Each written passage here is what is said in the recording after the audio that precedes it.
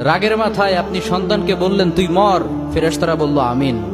তোর ভবিষ্যৎ অন্ধকার, ফেরেশতারা বলল আমিন।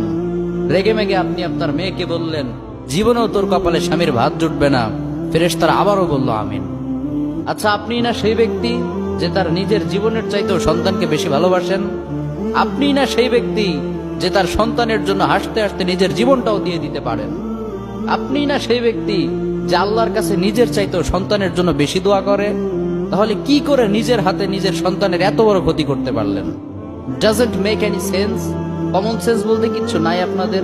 আপনারা কি জানেন না আপনাদের রাগের মাথায় বদদোয়া করাগুলো ফেরেশতারা আমিন বলে?